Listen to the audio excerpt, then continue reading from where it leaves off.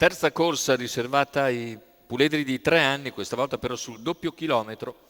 Sono in 7 al via 1 Fire Black, 2 Frejus Grimm, 3 Falco Trio, 4 Freddy del Duomo, 5 Fior di Ligi, 6 Fiaschetto Divino, in seconda linea 7 Freud dei Greppi. Favori netti per Fire Black, numero 1 Manuel Pistone in sediolo, reduce da 3 successi a seguire. Fire Black, macchina intanto che stacca, veloce Fior di Ligi che riesce a superare Freddy del Duomo e sulla prima curva comanda. Cerca di accodarsi in terza posizione Fiaschetto Divino e lo fa mentre esce presto all'esterno Fire Black. Fire Black in poche battute si porta su Fior di Ligi, attacca e ottiene strada in meno di 400 metri, è il nuovo leader. 29,9 la spesa per Fire Black che ora comanda e precede Fior di Ligi, Freddy del Duomo, ancora Fiaschetto Divino, Freud dei Greppi, Falco Trio e Frejus Grimm a chiudere il gruppo con 600 metri in 45,3.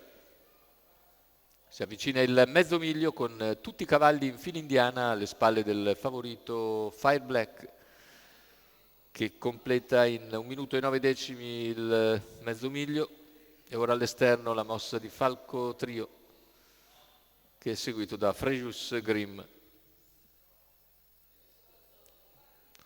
Completamento del chilometro 1.17.1, sempre Fire Black a condurre nei confronti di Fior di Ligi e Freddy del Duomo, la quarta posizione per Fiaschetto Divino, all'esterno non progrediscono per il momento Falco Trio e neppure Frejus Grimm che gli è in schiena e quindi si arriva al giro conclusivo con la mossa di Freddy del Duomo che lascia la terza posizione in corda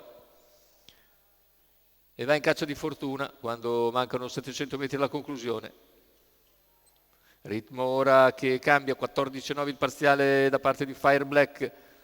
Freddy del Duomo comunque al sediolo, poi in corda rimane Fior di Ligi con Fiaschetto Divino che a sua volta ha spostato al largo.